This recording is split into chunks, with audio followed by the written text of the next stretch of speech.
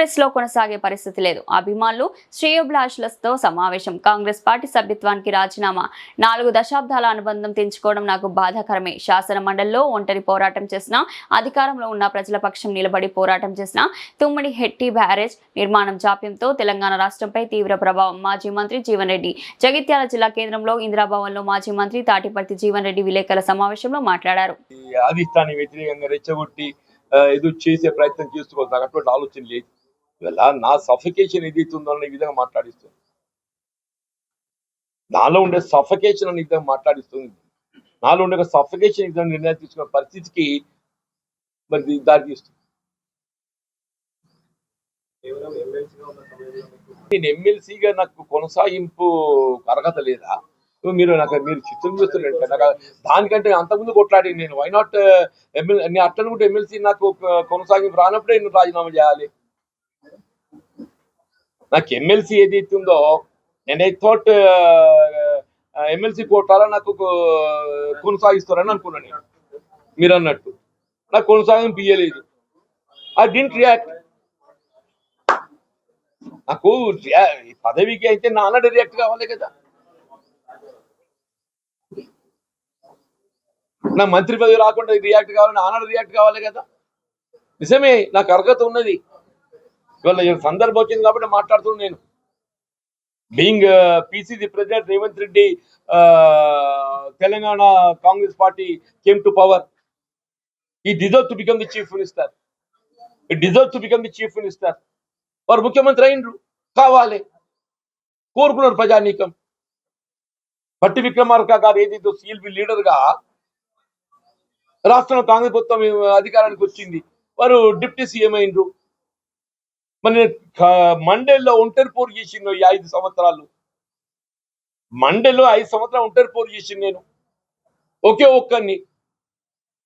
నాకే పార్టీ చట్టం అడ్డు రాదే. నేను అధికారమే కోరుకునే వాడిని అయినట్టయితే 5 సంవత్సరాలు నాకు ఏ పార్టీ పైన చట్టం అడ్డు రాదు. అయినా ఒంటరి పోరు చేసింది నేను.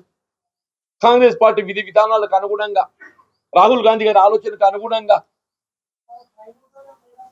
కాంగ్రెస్ పార్టీ అధికారం రావాలి అని చెప్పని పోరాటం చేసిండు. I'm also one among the others. Revanth Reddy గారు అధ్యక్షుడు ఎంత పోరాటం చేసిండో, భట్టి గారు సిఎల్పి నాయకుడు ఎంత పోరాటం చేసిండో, నేను ఆ స్థాయిలో పోరాటం చేసింది. నేను నా మంత్రి రావద్దా? మరి ఆయన ఎందుకు కలిగి రాజీనామా చేయలేదే?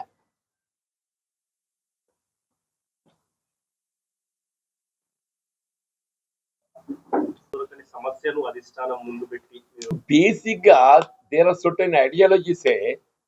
Congress party is not expected to compromise. These defections are also such. ఇది కేవలం తెలంగాణ రాష్ట్రానికి పరిమితమైన విషయం కాదు. దీని ప్రభావం ఏదైతే జాతీయ స్థాయిలో రాహుల్ గాంధీ మీద పడుతుంది. దీని ప్రభావం జాతీయ స్థాయిలో రాహుల్ గాంధీ గారి మీద పడుతుంది.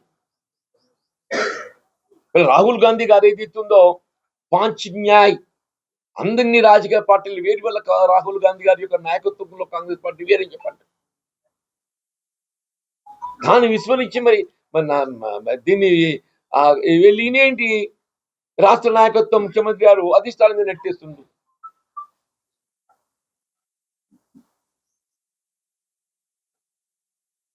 మరి అధిష్టానం మీకు న్యాయం జరగకపోవడానికి ఈజ్ ఆల్సో వన్. నేను న్యాయం జరగడం, నాకు అసలు అన్యాయం జరగడానికి ఆయన పాత్ర ఉందిగా, బాధ్యత లేదని ఎట్లంటే న్యాయం జరగడం కాదు, నాకు అన్యాయం జరగడంలో కూడా ఆయన పాత్ర ఉంది కదా అంటున్నా.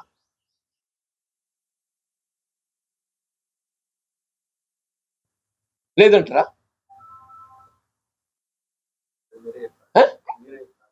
నేను మీరు మీడియా పీపుల్ మీకు తెలియకుంటే ఎట్లనే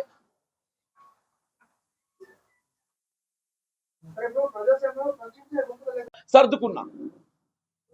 పార్టీ ఫిరాయింపుల అంశం పట్ల డెఫర్ అయినాడు కూడా ఏదైతున్నదో సర్దుకున్నా.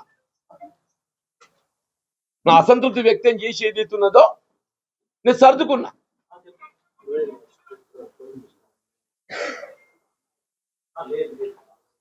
మీరు అన్నట్టు ఎమ్మెల్సీ కొనసాగి రాకున్నా సర్దుకున్నా. గ్రాడ్యుయేట్ కాన్ఫరెన్స్ ఏదైతే ఉందో ఎటువంటి ఒక అది లేకుండా మొత్తం మీ చేసుకొని బరువు చేసుకొని మేము అందరం కష్టపడ్డాం. సరే గెలవలేకపోయిన వేరే విషయం కావచ్చు కాక నా సంయమానికి ఏదైతే ఉందో దానికి గ్రహింపు లేకుండా ఏం చేయమంటే 20 మాసాలే ఏం చేయమంటావు నాయన? 20 మాసాలు ఇవ్వండి, ఇంక 20 నెలలు ఉంటే ఏం పోతుంది, ఈ టర్మ్ అయిపోతాయి కదా చెప్పి అంటున్నావా?